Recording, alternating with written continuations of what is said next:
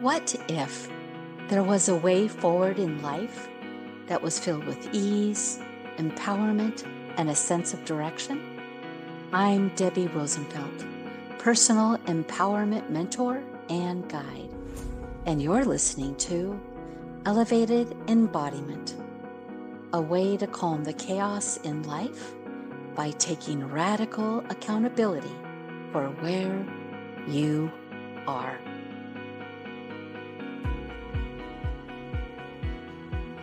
Today, I am feeling light, bright, and like the sunshine is shining on my face.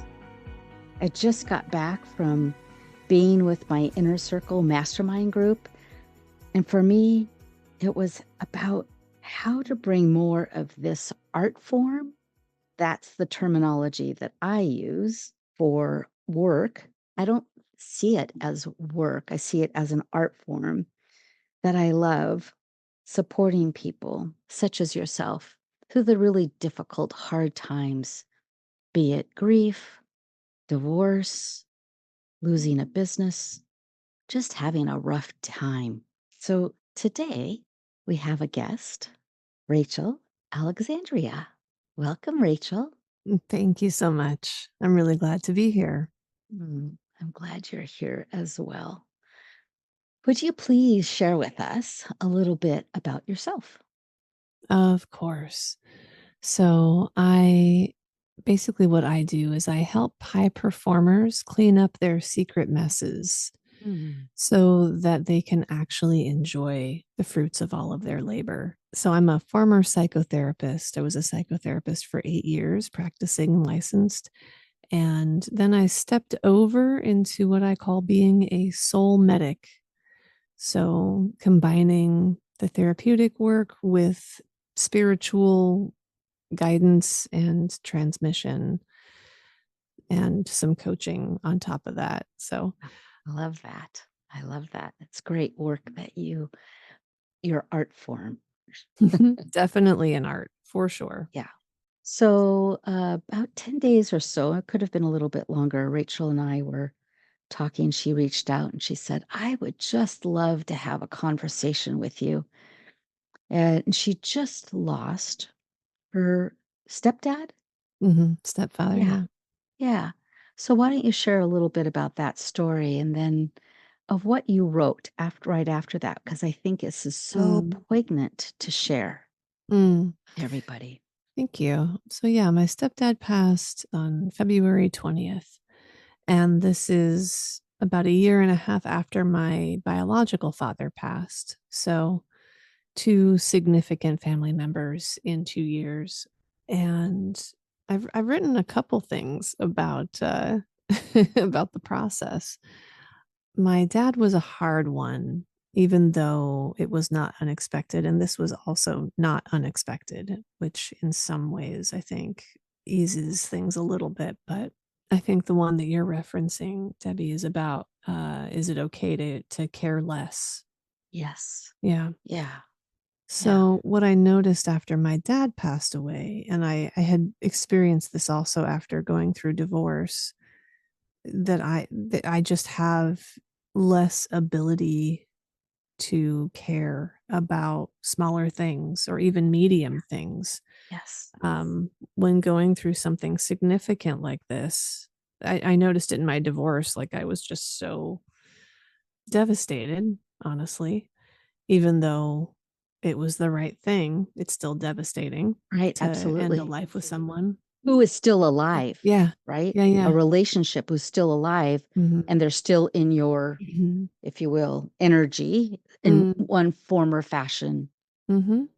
versus the death of both dads. Yeah. Yeah. I noticed I did not have any energy for recycling. Mm.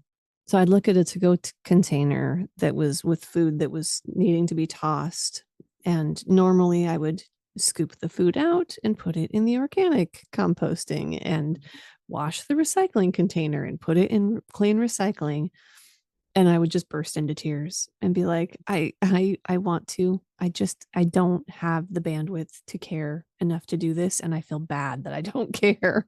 Yeah. Yeah. And the most I could do was just throw it in the trash. And I felt terrible about it. And then I watched as my energy returned, as I recovered from that grief, that I again began to care about recycling. Hmm. And that was just a really noteworthy thing for me because it was so different than the person I normally identify with being. Yeah. So when my dad died and I watched some of the apathy that kind of comes in around grief, like this is Hmm. so important. This is so profound. This experience of a person who was here, who meant something to me, and who is now not here, that so many other things have less meaning. That time, I did not shame myself or guilt myself for it much. I was just like, yep, I'm going to be less on top of the little things because I don't care as much right now. Yeah. And it doesn't make me a bad person. Well, in a way, it's a form of self care as Mm-hmm. well, Mm-hmm. taking care of you after losing your father. I am very much about paying attention to what my body wants and needs and is capable of, and Yeah. adapting my behavior based on that rather than having an idea of what I'm want to do or I'm supposed to do and trying to force myself to do all those things. Yeah. Our bodies know before our minds do. Mm-hmm. And it's really when we do care for our bodies and listen to what is needed in the moment or not, meaning not pushing ourselves into doing something that we just don't have the energy or the bandwidth for, that's all self care. Mm-hmm. Yeah. It's the only way to be healthy, to be honest, is Mm-hmm. to listen first to yourself Yeah. and what Yeah. that whole That's, system's saying, you know? yeah, exactly. You're reminding me of the end of 2022 when I had just served my last call, actually 24-hour shift with South County Fire under Support 7. And it was Christmas Eve. I had 3 calls that day. But it wasn't just that day. I had been leading up to. So from August to December, I had some really tragic calls. And when we go out on call, we're there just to hold space, not to do anything specific except be in tune to what we see is needed in the moment for the family member or somebody there that we're to care for. And it's beautiful how it all comes together because it's not me, I see it as the Holy Spirit is just guiding me to exactly do what needed to do. But it got to the point where I was serving a 24-hour shift every week, and that was just part of what we agreed to, but the calls were getting worse and worse, and at the end of 2022, I spoke to my executive director, Shannon, and I said, "I think I need a break." And she looked at me and she says, "Yeah, maybe you do need a break."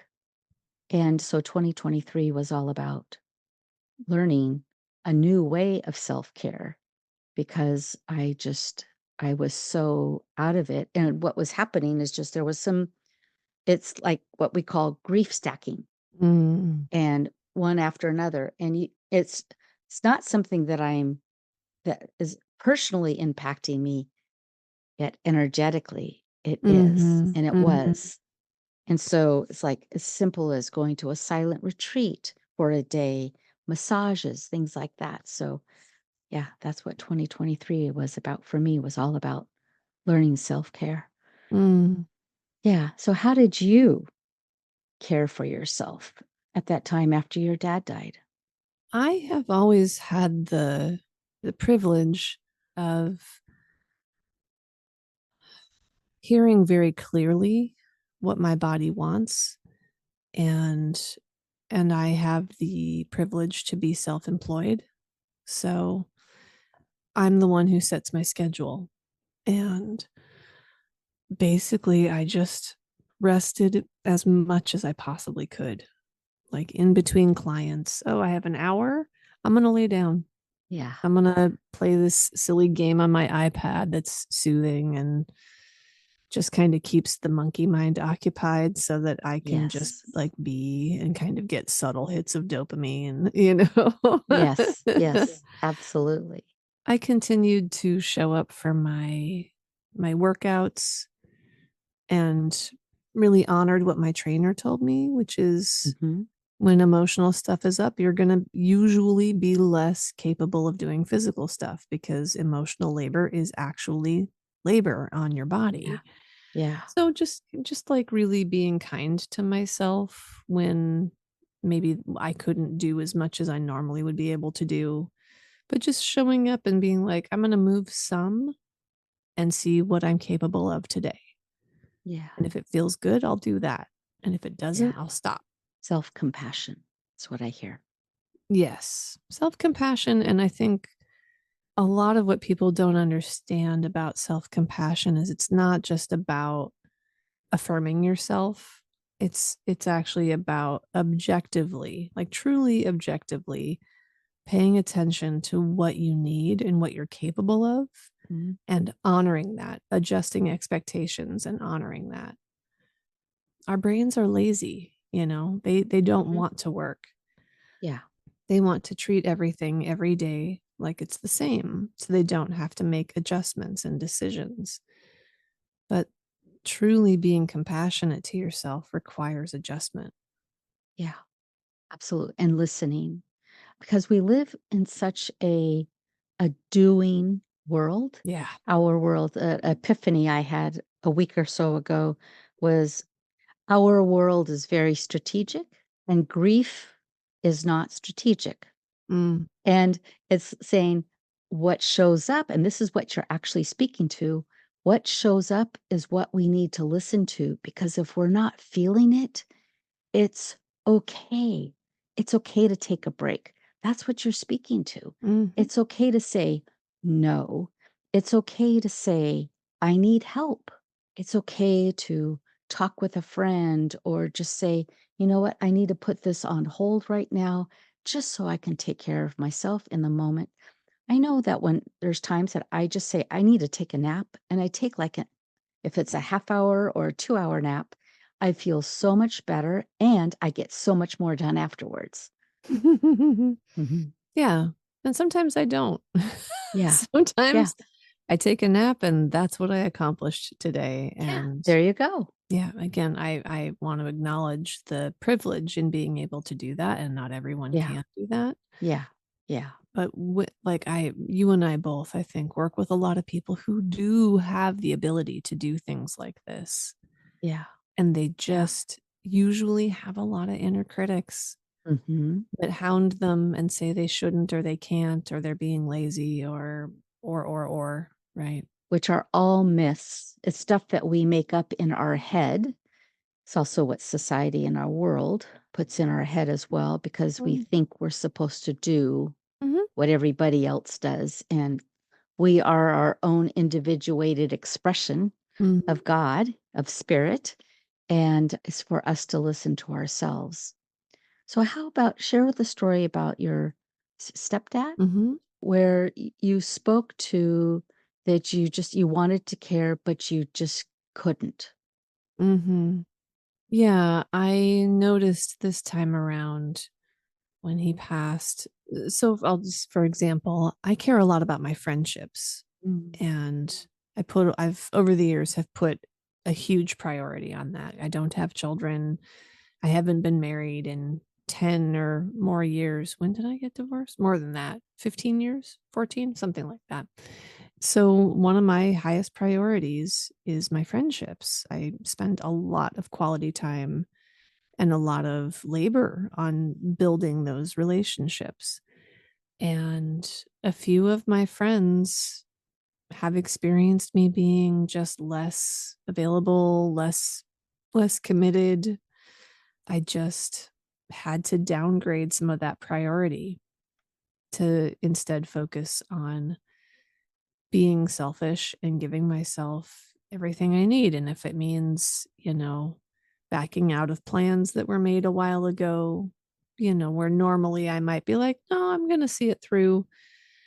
no, I'm this is a time when I'm just gonna do less, you know, and a little bit on my career also. There's some things that I'm like, yeah, I don't need to push right now. I have a marketing accountability friend, and they're like, so how's this thing going? How are you doing with this? And I'm like, let me just remind you, even though I'm not emotionally devastated, because again, this was a long anticipated passing, and you know, this is not one of the family members I was most emotionally close with. Still, Mm, let me just remind you that I just had a significant passing in my family. yeah. And when I think about doing more in business at this moment, going out and networking more, like that was at the start of the year, I set these plans. I'm going to do this increase in my business and I'm going to put my effort in to work in this way. Well, then my stepdad died, and Yeah. I just know that my priorities have to shift for a while. Yeah. I was just going to say, I call that grace, giving Mm. yourself grace. Hmm. I learned a really strong lesson years ago. I woke up thinking about this today, I think.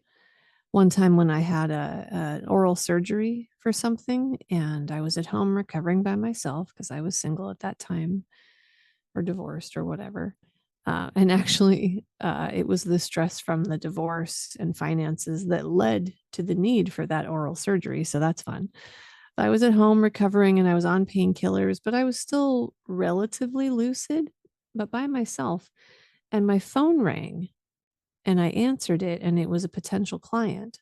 And she was trying to talk to me, and I was just like, I'm sorry, I just had this surgery. Let me get back to you.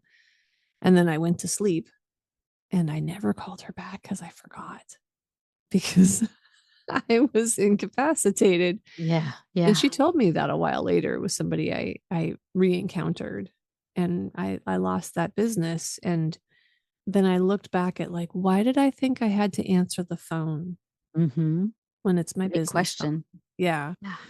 So that's a really important lesson I learned a long time ago. When I know that I have a lower capacity, that is not a good time to push on business. Right. I have to care Right. less. And how do you set yourself up so you could see that and just really experience that? There are going to be times in my life that, we have our waves, if you will, Mm-hmm. cycles in life that sometimes it takes us out, and then there's times that we have to, you know, pick it back up. But how do you set yourself up emotionally and psychologically in order to say, okay, now is the time not to answer that phone? I would say that I practice two things that I also teach, one of which is radical self honesty. Mm, I decided a long, long time ago, like when I was in my teens, when I was trying to figure something out about myself. I felt an answer like sort of rise up within me at that time when I was a teenager, and I was like, that's not my real answer. That's the answer I think I'm supposed to give. It doesn't feel authentic. yeah, And so I made space in myself to hear my real answer, even though I was afraid of what it might be. yeah, And that's a moment when I just determined I am always going to be honest with myself, consciously, at least, yeah, whenever I'm at the helm, whenever I'm paying attention, yes, yes, I will be honest with myself. And that is what I choose. That is what I will do because I want the honest answer. I am free to lie to other people if I want to, if it's convenient, if it's socially a better choice, you know, how do you like this hat? You are really wearing that hat. Like, I don't need to give right, transparency to everyone, but I need to right. give it. I want to give it. I choose to give it to myself. Mm, So when I see that something isn't working for me, or that something's coming down the line that I need to prepare for, I don't spend a lot of time in the like, no, I don't want that. And so I'm going to avoid it or ignore it Mhm. kind of space, which I think is what most people do. Right. That to me is a waste of time. I Yeah. don't, I don't have to like the change. Yeah. It's not convenient business wise that I'm, dealing with family grief right now, but it just is what it is. And there's Yeah. no point in me avoiding knowing that. So I saw it happening and I'm like, okay, let me know that I'm going to need to make some shifts in my life for a while. And I can try to grieve optimally, whatever that means. Yeah. Yeah. I could try to, set myself up with enough rest so I can continue being functional because I don't know what the grief will do for me because none of us ever do. That's right. Exactly. Sometimes grief will let you function some of the time, or it'll be waves, or it'll be a Mack truck. Like we just don't know. Right. So I was like, well, I will do what I can for, optimally getting through this, but it's going to change things. Yeah. And there's just no point in avoiding that. So I just started making adjustments in my schedule, not knowing what was going to happen with my mom and how often this or that or the other. And I also started communicating with people, like letting them know on social media, just like for a wider reach Sure. that this had happened and communicating with my close people, like, hey, if I'm a little foggier, it's because I'm dealing with this. Thank you for checking in. Here's what I need from you. Here's what I'd like from you. So, yeah, I kind of project managed myself. Mhm. Yeah, but there's times that we need to do that, but also what you're doing is you're teaching others to be able to care for themselves that way as well. But it also, what I also hear is like just checking in Mm, with somebody when they're going through a really difficult time, or if you've sensed something is just not quite the same. It's like, just, check in, or no, I know what's going on right now. I'm still going to check in though. mm, I was working with a client just a little bit ago, and something seemed off. We were texting, but something just seemed off. And I said, "Hey, do you have a few minutes just to connect over the phone?" And they said, "Sure." And they were in, what are you noticing, Debbie? What are you hearing? And I'm going, "Yeah, I'm just noticing a couple of things that are off, and I just want to check in to make sure that you're okay." They really appreciated it. And not that anything major was wrong, but I was just seeing little signs and just becoming aware and bringing it to their attention. And they're going, "Oh, okay. Thank you for bringing that to my attention." So, if we could all do that with each other, but even doing it with ourselves. And mm, that's what you're also speaking to, Rachel, mhm, is being radically responsible to yourself mhm, and mhm. honest with yourself. Yeah, it would be lovely if more people would check in and just kind of be like, "How you doing?" and actually want to hear the answer, right? I Mhm. do want to honor that people like you and me, I'm in this category too, who have Exactly. the deep ability to see beyond the surface Mhm. and who have the capacity to hold space for people's deeper, harder stuff. Yeah. We're not that common. And I'm just sort of having a time in my life where I'm being like sort of recalibrating my understanding of my talents compared to other people. And I think the same thing applies to you. People, when they have high levels of emotional intelligence and uh, a large amount of emotional capability, Mhm. like people like you who hold space for people's hardest times, Yeah. those aren't common. Yeah. That's not a thing everyone can do, nor is it a thing everyone should expect themselves to do. Yeah.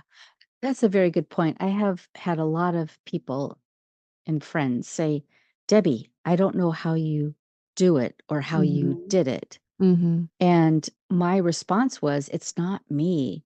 It was, I, I truly believe this. It was the Mhm. Holy Spirit. Mhm. However, I am a human Mhm. and it did take a toll.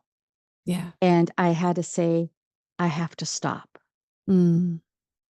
Mhm. because it was all about caring for my human.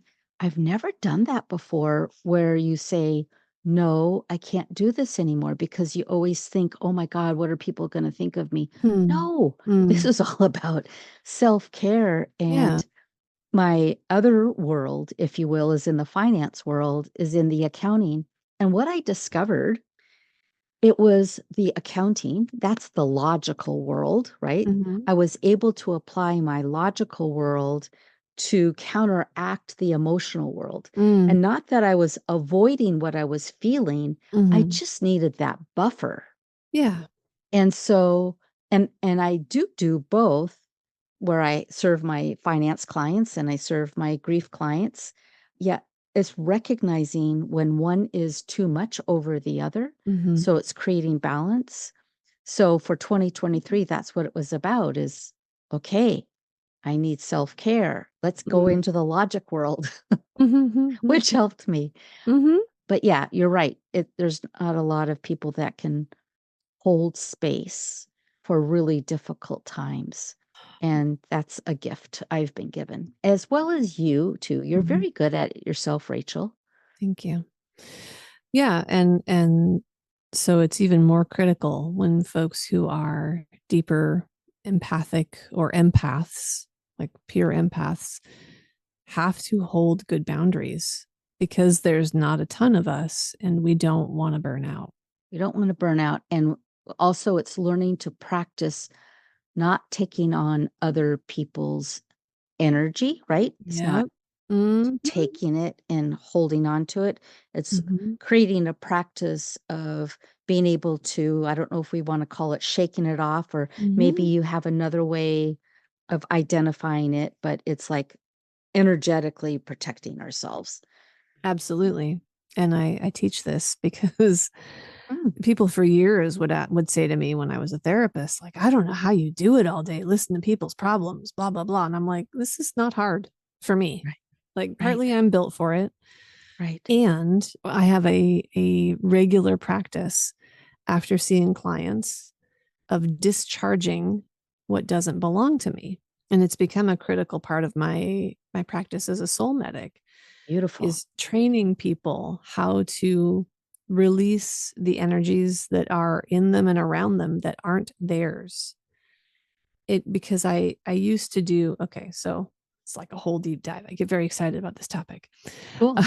Um, so I've done IFS work, internal family systems, which is a Mhm, therapeutic modality, which is mhm, about helping people contact their inner protections, their inner protector mm, parts, their inner children parts, and their work with their inner manager parts to get everybody in cooperation and like help the inner children out of traumatic memories and into the present, getting the protectors to stop doing like extreme behavior that mhm, is no longer needed, that kind of thing.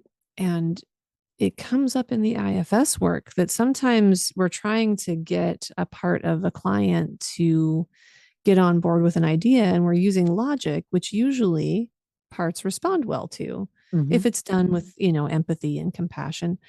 And sometimes there'll be a part that's just like, I don't care about this. I don't know. I'm not doing that. I'm not stopping this behavior. No, no, no. And I started being like, does this belong to you? Because it would almost seem like a part who was in direct opposition to the client's good health. Mhm, mhm. And then they'd sort of tune in and check and be like, no, this actually doesn't feel like mine. Yeah. And so we'd be like, well, let's get rid of it. And I believe Richard Schwartz, the creator of IFS, identifies that this does happen. Sometimes there is a part in there that's not the person's. Wow. It's like a remnant of a mom or a dad or Mhm. a partner. They have somehow taken internally an aspect of someone else. So I can look at it psychologically and say it's an internalized criticism that they've heard external to themselves. Mm-hmm. I can Mm-hmm. look at it spiritually and say, or metaphysically and say, it's other people's energy, Yeah. which is around us and in us all the time. All the time. Well, we're all made of energy. Yeah.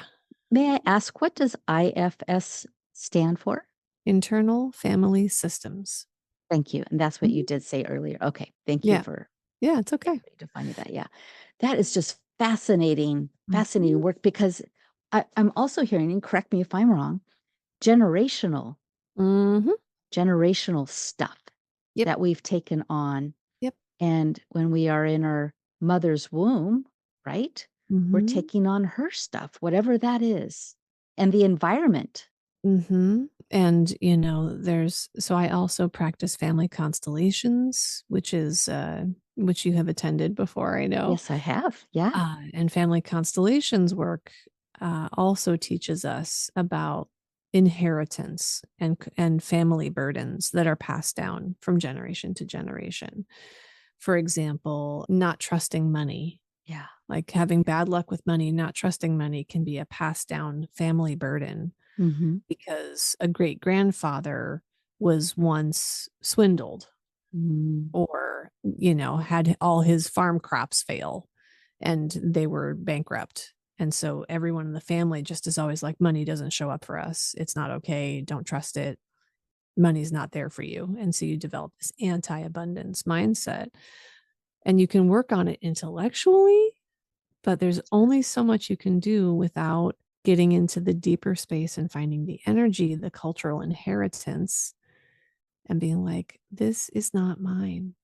This doesn't belong to me. It's not played out in my life. This is Right. belonging to people who came before me. Well, and can that even show up in, and I think I already know the answer, but I would love for you to speak to it, is in the emotional, either emotional abuse or, and it doesn't have to be abuse, it just of self. I mean, how someone doesn't feel good about themselves and that's passed down Mm-hmm. generationally. Of course. Yeah. Absolutely. I'm trying to think of an example from my own life. Yes, I mean it can. It absolutely, and it is often. I can't think of a specific example right now, but all the time, like feeling frantic, feeling Anxious? sure. Yeah. Well, so I have a client, for example, who has a high degree of anxiety, and some of it's from trauma she's experienced in her actual life. And so Mhm. that's stuff we work through and do some deeper transformational work to help resolve the trauma. And some of it's not hers. Okay. And so identifying, like, oh, my dad has massive anxiety. Okay, well, find where, and when you feel this anxiety in your body, feel which part of it doesn't belong to you, what percentage. And it's not an intellectual question. Again, it's a feeling question. And Mhm. so Right. she's able to find that. And we're like, okay, and then we're going to do this work with your ancestors, with your father and those who stand behind him to give back what isn't yours. Yes. Yes. And feelings are so critical for all of us.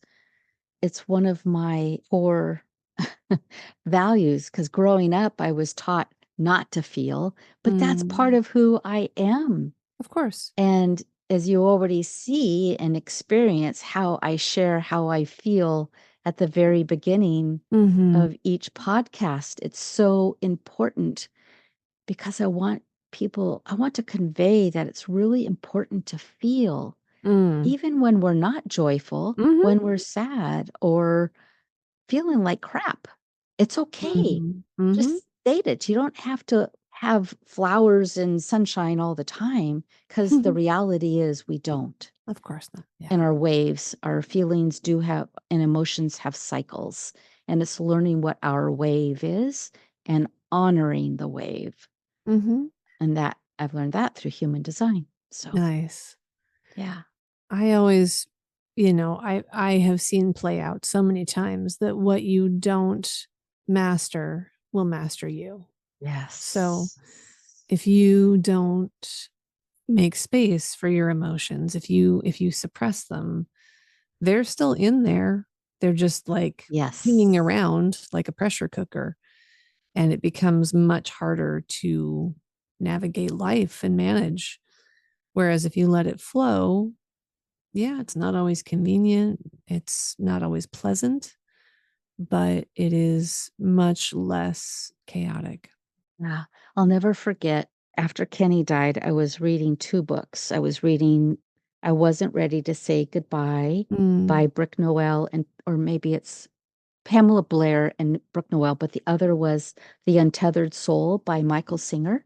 mm, And that was so critical at that time in my life. And it was, I want to say July, June or July, that I reached out to Michael and I sent an email and I asked the question, will I ever be happy again?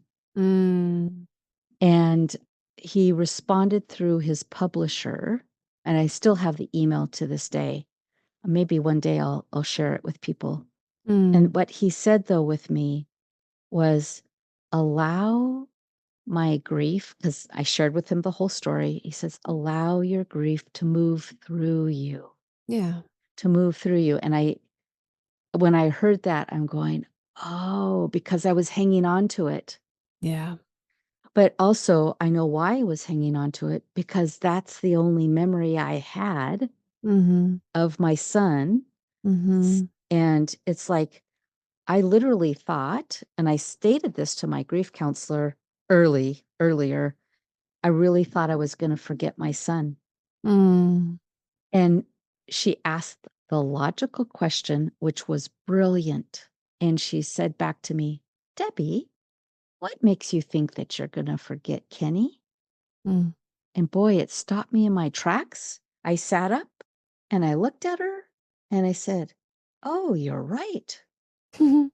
But that was the feeling I felt because Mhm, I no longer mhm, had his human body here, but all of it is just like, you know, what she had to say and then what Michael Singer shared. And it's like we're looking for the answers outside of ourselves, yet it's because we've never been through this before.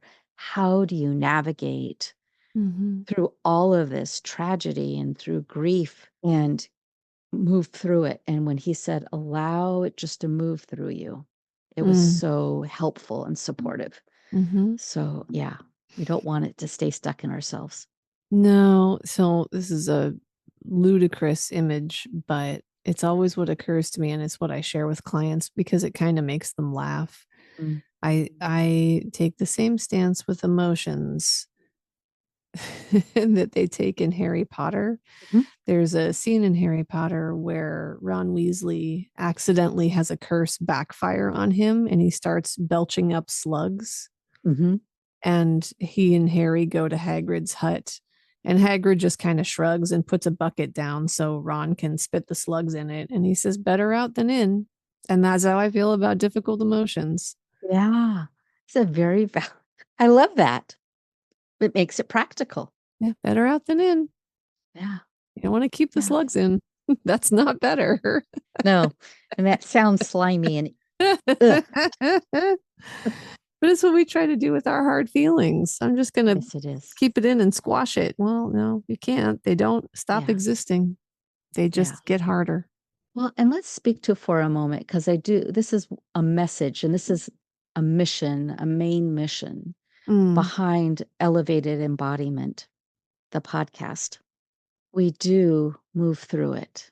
mm-hmm, And I say this with purpose, and people may not necessarily get it, mm-hmm, but I still say it. And I just look at them and I say, I promise you will get through this. mm-hmm, I promise. And I can say that mm-hmm, because I've been through a lot of hard things and I'm still here. mm-hmm, And I know you've been through a lot of hard things and you're still here. mm-hmm, It's just being open to allowing ourselves to navigate through life with grace as best as we can. mm-hmm. Agreed. So, do you have any wisdom to share before we part ways here? Well, just I'm thinking of the metaphor that got me through the grief of my divorce, which was it was a lonely time. I feel like when somebody Yeah. passes away, people are more inclined to be outward with their sympathy and put a little effort into checking in. And with divorce, people don't really know that it's that significant, which is funny Yeah. because it happens to so many people. And Yes. the psychological organizations who do studies say that it is the second most affecting emotional experience. Like you've got death, death of a loved one, divorce is the second Yeah. in terms of how difficult it is to go through. I had this metaphor. I get so many of my understandings from TV and books and movies, but through metaphor and story. And I remembered, and this is what it felt like to me, because I had a client go through a divorce a couple years after mine, and she was really struggling and trying to figure out how to get through. And I said, so there's this book in the Little House on the Prairie series, Mm-hmm. and it's called The Long Winter. And it's they're out on the prairie, like they are pioneers, right? They live in very small settlements and they're far from town. They don't have electricity. There's so much that they're going through. And they had one year with a winter that just would stop the trains from coming through with supplies. And it was very difficult. And it was constantly blizzarding. And they had horses and cows in their farm, but you couldn't go outside and get from the house to the barn without wandering off lost in the blizzard. Wow. So they installed a rope. They tied a rope between the house and the barn. So the only way to get there, because you couldn't see Yeah. and it was freezing out, they would hold the rope and just walk one step at a time while holding the rope. And eventually you get to the barn or you get back to the house. And that's what it felt like going through the grief after my divorce was I know there is another side of this. Eventually, there's the end the rope is tied to. I know that there's an out eventually. I will not feel this terrible. But right now, all I can do is put one foot in front of the other and hold on to the rope.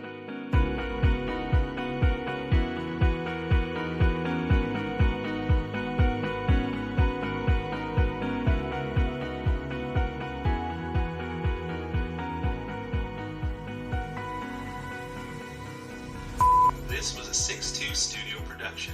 Find us at six-two.studio for all your creative sound needs.